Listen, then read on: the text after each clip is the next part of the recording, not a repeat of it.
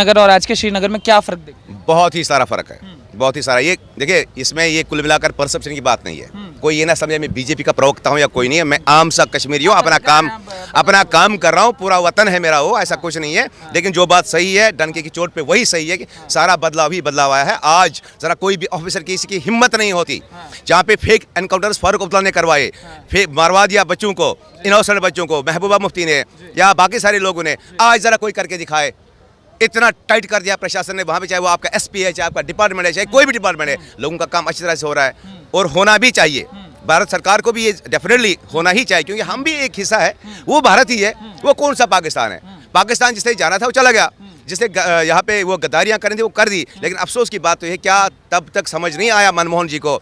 वही यासीन मलिक साहब को कौन ले आता था मीटिंग में? वो अच्छा, आम कश्मीरी दाढ़ी देखा आप तो मैं दहशतगर्द हुआ, चाहे मैं कितना बड़ा स्कॉलर क्यों ना हो। लेकिन अगर यासीन मलिक का किसी और दहशतगर्द का बेटा है, आप उसके लिए वाहवाही करो, उधर भेजो, वीआईपी गाड़ियाँ, एम्बुलेंस, रेड कार्पेट बिछाओ, तो आप गलती किसकी है? All is politicised. तो आम लोगों के लिए, आम लोग देखिए क्या है भाई, आम लोग इतना चाहिए कि मेरा घर परिवार कैसे सलामत रहे, मेरे बच्चे कैसे पढ़े, मैं अच्छे स्कूल, कम से कम एटलीस्ट अच्छे स्कूल में बचूँ ताकि उनका भविष्य सही रहे। और जहाँ तक आपका सवाल है क्या बदला है, ये बदला मुझे बताइए। आर्टिकल 370, ये पहले मैं सभी दोस्तों को बताना चाहता हूँ, इट वाज नथिंग, ये तो पहले ही गया हुआ था। अब अनाउंसमेंट बाकी थी, उसमें इतना कुछ रखा नहीं था। फारूक अब्दुल्ला के बाप साहब ने वो 1980s में ही वो असेंबली में क्लियर कर दिया था, राइट। अब्दुल्ला ने तो मांगा था, नहीं मांगा नहीं, वो था भी, इम्प्लीमेंटेड कभी हुआ नहीं। पता ही नहीं लोगों को उसमें कितने प्रावधान है, आर्टिकल 370 में कितने प्रावधान है पता नहीं है। अब क्या है कि कंट्रोवर्शियल चीजें थी कि पाकिस्तान से नागरिकता मिल जाती थी, पाकिस्तान एक अलग चीज़ है, उसकी आप बात ना करें तो करके लाते थे। नहीं, वो एक अलग बात है। देखिए, पीओके जो पार में है, गिलगित बल्तिस्तान, ये दुनिया जानती। कश्मीर इससे पहले एक अलग मुल्क हुआ करता था, कश्मीर, उसमें पीओके, गिलगित बल्तिस्तान, अक्साई चीन दे दिया, पाकिस्तान वालों ने चाइना को गिफ्ट कर दिया।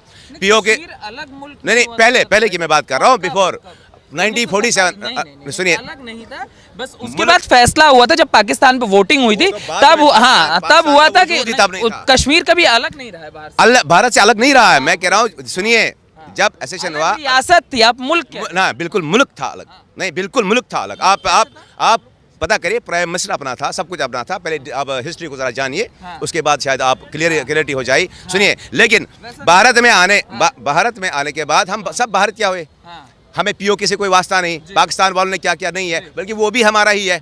और हमें चाहिए कि हम उस पर भी वर्कआउट करें, पीओके भी वर्कआउट, क्योंकि वो हमारा हिस्सा है, वो भारत का हिस्सा है, हमारा हिस्सा है। तो एनीवे, चीज़ें अभी सब ठीक हो रही है, आहिस्ता इसमें टाइम लगेगा, इट विल टेक टाइम। ये रातों रात सही चीज़ें नहीं, लेकिन चीज़ें महबूबा मुफ्ती ने कहा कि चीज़ें जब ठीक होंगी, जब पाकिस्तान से बात अगर सरकार करेगी तो चीज़ें। पाकिस्तान से क्या बात करनी चाहिए, न क्यों करनी चाहिए? महबूबा मुफ्ती का ऑफिस पाकिस्तान में है, वो वहाँ से परसेप्शन चलाए, कश्मीरी बच्चों को मरवाए, तो पाकिस्तान से बात क्या करें? अगर हम हिंदुस्तानी पासपोर्ट मेरा है, हिंदुस्तानी आइडेंटिटी कार्ड मेरा है, हिंदुस्तानी पैसा मेरा है, तो पाकिस्तान से क्या बात करनी है? शांति के लिए नहीं, शांति वैसे है ना, वो दहशतगर्द भेजते हैं तो है ना, शांति के लिए 12 लाख फौज लगी है ना, वहाँ पे करवा रहे हैं ना शांति, तो हो जाएगी शांति। ये सारी पॉलिटिसाइज चीज़ें हैं। इन्होंने कश्मीरी के मासूम बच्चों से लेके पता नहीं 2 लाख कश्मीरी मरवा दिए इसी चक्कर में। आपस में भिड़वा दो, लड़वा दो, तंजीमें भी वही चलाएं, सरकारें भी वही चलाएं, और आम बेटा जो है आम कश्मीरी सफर करे, दैट्स इट। ये तो पॉलिटिकल सिनारियो है। तो कह रहा हमने सभी अधिकार दिए थे, अब तो कश्मीरियों से उनका अधिकार, चुनाव का अधिकार क्या, तो वही तो गई ना राजनाथ सिंह को बोले के लिए, फेक एनकाउंटर पे वो राजनाथ सिंह को बोल रही है, ऐसे हाथ लगा के बोला कोई मिठाई टॉफी लेने गया था, गोलियां किसने मरवाई? आर्टिकल 370 टूटा, ठीक है, मुझे बता, एक कोई मर गया? कोई नहीं मरा। कहीं पे आपको पत्थर चला? नहीं चला। और करवा रहे थे, पर सबसे में उनका आप ही कानून, आप ही मुंसिफ, आप ही जज। तो आप मुझे खुदा के लिए बताइए, आम कश्मीरी लोकल लेमैन, उसे क्या पता इन सब चीज़ों का? वो बेचारा पिस रहा है, वो हर जगह पे उसे दहशतगर्द कहा जाता है, हर जगह पे उसे बुरी नज़रों से देखा जाता है। वो परसेप्शन अभी चेंज हो चुका है, ऐसी कोई बात नहीं है। और बिल्कुल हाँ, चीज़ें बदल रही है और भी बदल जाएगी। जैसे हम सुनते थे कि घाटी में 6-6 महीने की जो थी, बिल्कुल क्या स्थिति आप लोग झेलते थे? आप लोग श्रीनगर से थे, तो क्या करवा कौन रहा था? सबसे पहली बात तो ये है कि रूट कॉज क्या था। करवा रही थी महबूबा सरकार, करवा रही थी फारूक अब्दुल्ला सरकार, करवा यही रहे थे, यही करवा रहे थे, हर तालें करवा रहे थे। ये मुझे कहते हैं कि 6 महीने आप हुकूमत चलाओ गिलानी साहब, 6 महीने आज़ादी मांगो, 6 महीने भारत मांगो, है ना। तो ये सब परसेप्शन अभी सब चेंज हो चुका है, ऐसा कुछ नहीं है। आपस में फारूक अब्दुल्ला का और महबूबा मुफ्ती का आपस में चलता था। राजेश पायलट, कांग्रेस की भी मैं खुली बात करूंगा, जो भी है, जो सरकार रही, उन्होंने कुल मिलाकर वो ना अपने पॉलिटिकल प्रोसेस को आगे चलाने के लिए, पॉलिटिकल डिजिग्नेशन को आगे, पावर, मस्कुलर पावर को आगे चलाने के लिए सारा क्रिएट किया हुआ ड्रामा क्रिएट किया था। अब वो ड्रामा टूट गया, दैट्स क्लियर। अभी तो कुछ, अब तो सब ठीक हो रहा है। अब आ रहा है लोकसभा चुनाव, जी आ रहे हैं। कश्मीर का क्या मतलब इस सरकार को लेकर आपका क्या? नहीं, बिल्कुल बढ़िया से होना ही चाहिए, हक है, अधिकार है, होना चाहिए। हमारा भी रिप्रेजेंटेटिव यहाँ पे रहने 5 सीटें हमारे होनी ही चाहिए और डेफिनेटली होगा ही होगा, उसमें कोई शक है नहीं। नहीं, अब लोकसभा चुनाव को लेकर सरकार का रिपोर्ट कार्ड कैसा, 10 साल के करीब करीब हो चुका है सरकार? हाँ, अभी कैसी रही सर? देखिए, अभी श्रीनगर में, अभी जम्मू कश्मीर की बात करें हम, 2019 से तो वहाँ पे कोई, उससे पहले ही 14 से कोई ये नहीं हुआ, कोई इलेक्शन नहीं हुआ अभी को नहीं, लेकिन हम चाहते हैं डेफिनेटली हो जाए।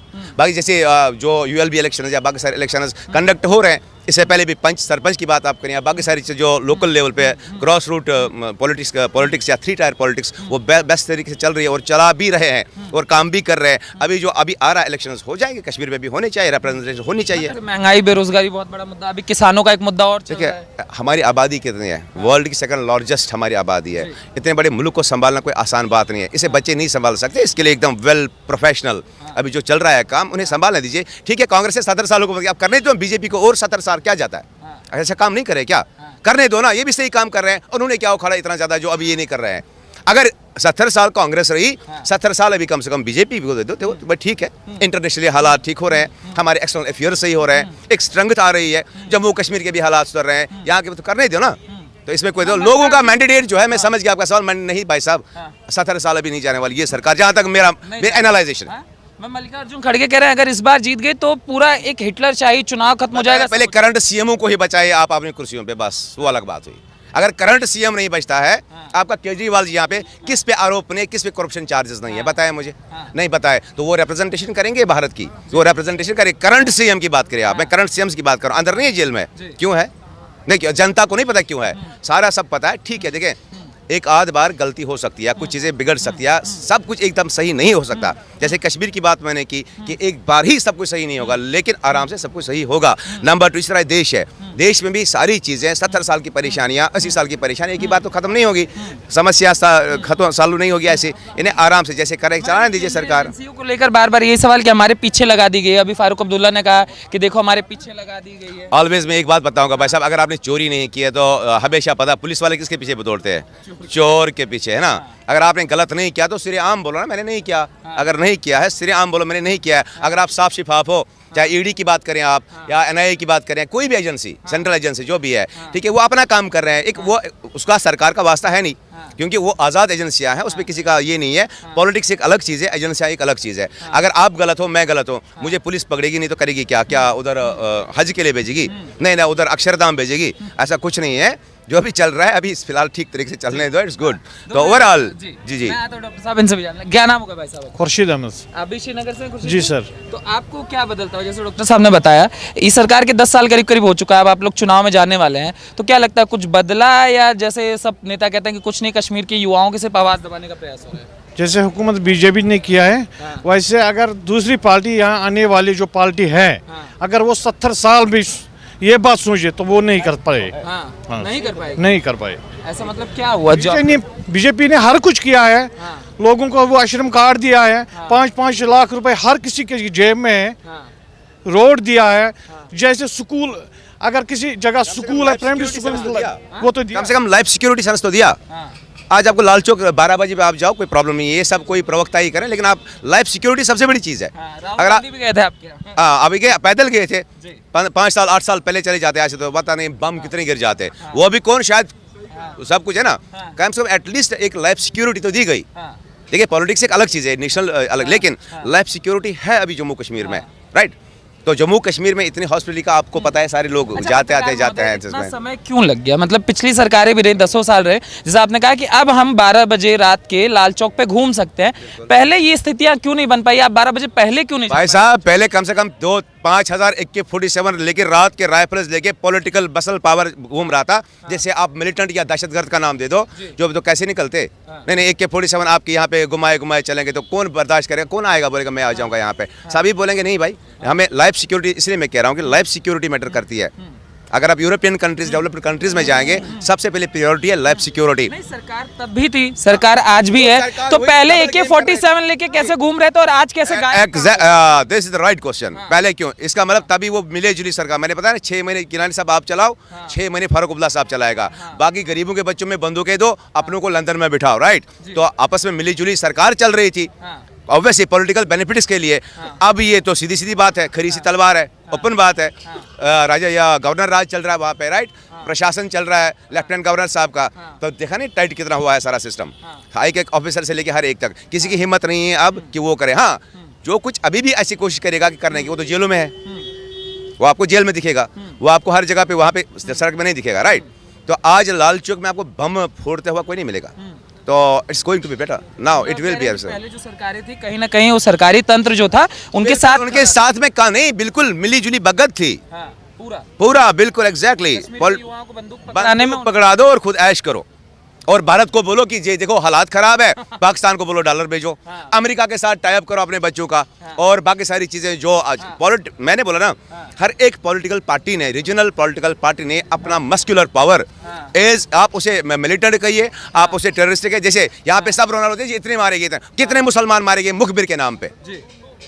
अगर आप जिहाद की बात कर रहे हैं, आज़ादी की बात कर रहे हैं, एक उस इंसान ने क्या किया जो मस्जिद में नमाज पढ़ रहा है, आप उसे गोली मार रहे हो, क्यों मार रहे हो? ये कौन सा जिहाद है? नहीं, कौन सा जिहाद है ये क्या? It was politics, it's all about politics. तब लोगों को पता नहीं, एवरीबॉडी इज नाउ अवेयर, हर एक अभी अवेयर हो चुका है ये सब क्या हो रहा है, इसलिए everything is going to be right now, almost fine. जिहाद की बात करें, अभी लेटेस्ट जो न्यूज़ है, आपने सुना गजवा हिंद को जो लीगलाइजेशन दे दिया गया ये देवबंद की तरफ से, आपने सुनी खबर? नहीं, मैंने वो न्यूज़ नहीं, क्या छोड़िए उसको, नहीं उसको छोड़ देते। आप अगर सुनिए, मुझे मेरी नॉलेज में भी नहीं है, फिर अगर आप उसके बारे में पूछना चाहते हो क्या गजवा हिंद, तो आपको लगता है कि मतलब जो कश्मीर में स्थितियां रही, वहाँ के सरकार का जो मिला जुला रवैया रहा, युवाओं को बर्बाद किया गया, अपने बच्चों को, हाँ, पूरा अपनी पॉलिटिक्स के लिए मिला के दोनों म्यूचुअल बॉन्डिंग के साथ, अंडरस्टैंडिंग के साथ, दिन में मरवाओ बच्चों को, पत्थर फिकवाओ, बंदूक के हाथ में दो, और शाम को आप आराम से कॉफी पियो और लोगों का तमाशा बनाओ। और कश्मीरी बेचारा अगर कहीं पे भी जाए तो उसे दहशतगर्द या वो ये, क्योंकि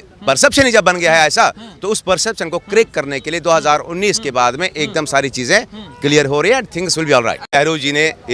नेहरू जी ने अगर आपको याद होगा, जब एस वल्लभ भाई पटेल साहब ने, ये सब नेहरू जी का देन है कश्मीर का। उसके बाद में कांग्रेस और वहाँ के जो नेता थे, अपनी सब उसके लिए, अपनी शासन चलाने के लिए, प्रशासन चलाने के लिए फिर चीज़ों को पॉलिटिसाइज किया गया, क्योंकि आम इंसान के दिमाग में ये तो नहीं है कि मैं कहाँ पे इस्तेमाल हो रहा हूँ, मैं क्यों कर इस्तेमाल हो रहा हूँ, राइट। तो ये सारी चीज़ें बनी। उसके बाद आज़ादी की मांग उठी, किसने बताई? सलाहुद्दीन को किसने बनाया? जो दहशतगर्दों का हिजबुल मुजाहिदीन का चीफ है, उसने इलेक्शन लड़ा अंडर कॉन्स्टिट्यूशन ऑफ इंडिया। जो गिलानी साहब थे, जो मरे, जो हुर्रियत के लीडर थे, उसने लड़ा अंडर कॉन्स्टिट्यूशन ऑफ इंडिया, उसने लड़ा इलेक्शन। लेकिन किया क्या?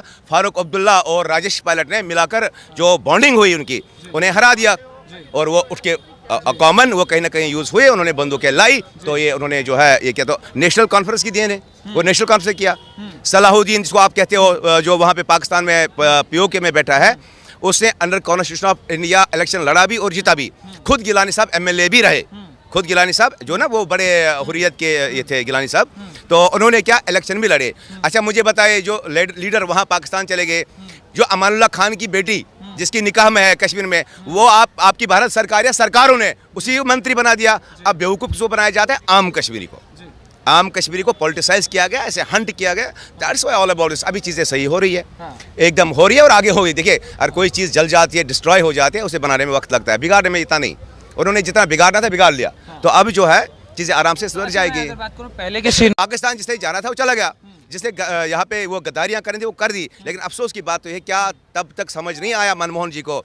वही यासीन मलिक साहब को कौन ले आता था मीटिंग में? वो अच्छा, आम कश्मीरी दाढ़ी देखा आप, तो मैं दहशतगर्द हुआ, चाहे मैं कितना बड़ा स्कॉलर क्यों ना हो, लेकिन अगर यासीन मलिक का किसी और दहशतगर्द का बेटा है, आप उसके लिए वाहवाही करो, उधर भेजो VIP गाड़ियाँ, एम्बुलेंस, रेड कारपेट बिछाओ, तो आप गलती किसकी है? All is politicised. क्या नाम होगा आपका?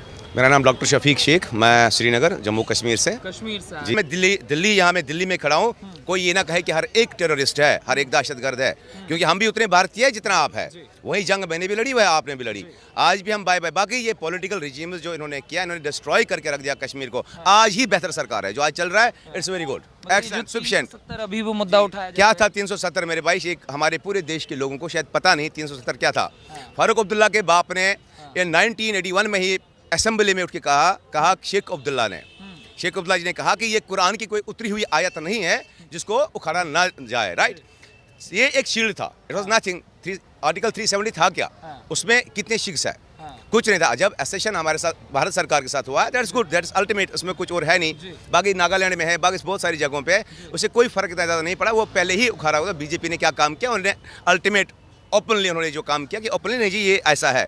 तो शासन इट्स गुड, क्या था, क्या उसमें कुछ था नहीं, मिला क्या? एकदम से इतनी चीज़ों का बदल जाना, जैसे पहले हम कश्मीर देखा करते थे, पत्थरबाजी होना, आज़ादी की मांग, ये सारी चीज़ें चलती थी, और अब ये पीस कैसे कैसी चीज़ें बदली? आज़ादी की बात जहाँ तक आप करते हैं, एक ऑफिस पाकिस्तान में, एक ऑफिस कश्मीर में, डॉलर्स पाकिस्तान से भी, अमेरिका से भी, और यहाँ प्राइम मिनिस्टर हाउस में आके वही क्या नाम है इसका, मीटिंगें भी वही करे। अपने बेटे इंग्लैंड में अपने लिए हाई फ्लायर बंगले, सारे मकान, वो सब अय्याशियाँ। तो लोगों को बेवकूफ़ बनाना ही था, पत्थर तो मरवाने ही थे। उसके बाद में ये गारंटी है कि नहीं हुई पत्थरबाजी, ये बिल्कुल जब आर्टिकल 370 में कोई पत्थरबाजी, कोई मरा नहीं उस लिहाज से, जिस लिहाज से मरते थे, क्योंकि वो पॉलिटिकल, आपसे कुल मिलाकर पॉलिटिसाइज की जाती चीज़ों को। लेकिन उसे एक आम कश्मीर बेचारा सफ़र कर रहा है, जिसे ये पता नहीं है, जो कभी एक्सपोजर नहीं है, पॉलिटिकल चीज़ें पता नहीं है, तो ऑब्वियसली वो चीज़ें हुई बिल्कुल सही, बिल्कुल करेक्ट, और हो भी रही है और होनी भी चाहिए। मैं जैसे आप कश्मीर से, यहाँ जेएनयू में कुछ नेता गण थे जो आजकल कांग्रेस में हैं और अलग अलग पार्टी, उन्होंने तरह तरह की बातें करी थी, एक बदल भी गई। आपकी नेता हैं, उनका एएनआई पे बयान आया था, वो कहा कि नहीं जो गवर्नमेंट करी बहुत सही करे, मगर उन्होंने कहा था कि आर्मी अत्याचार करती है, आम कश्मीरी को परेशान किया जाता है, आर्मी को कश्मीर छोड़ के चले जाना चाहिए। अत्याचार जो मिलिटेंट वहाँ से आता है, आपको गोली मार कर चला जाता है, कितने मरे आप मुझे बताइए, कितने सारे, वो अत्याचार नहीं है? अगर कहीं पे आर्मी भी फेक एनकाउंटर करती है, पुलिस फेक एनकाउंटर करती है, जैसे कि न्यूज़ में आपने देखा भी, उन पे एफआईआर लॉन्च होता है, जेल चले जाते हैं। अगर कोई ऑफिसर गलत करे तो अरेस्ट। जो उधर पाकिस्तान से मिलिटेंट आते हैं या जो आए, वो क्या कर रहे हैं वहाँ पे, अरे बताइए ना आप मुझे, वो क्या कर रहे हैं? It is all about the political, and they are going to politics, they have politicised all of these things. ये पॉलिटिकल रजीम, हर किसी की अपनी तंजीम, फारूक अब्दुल्ला साहब की अपनी तंजीम, किसी और साहब की अपनी तंजीम, उसे हम कहते हैं पॉलिटिकल मस्कुलर पावर। अगर आप भाषा समझे तो मस्कुलर पावर, तो हर किसी ने अपना वेपनरी मस्कुलर पावर रखा, जो पॉलिटिसाइज होकर सब कुछ ये सब करा रहा है। अभी तो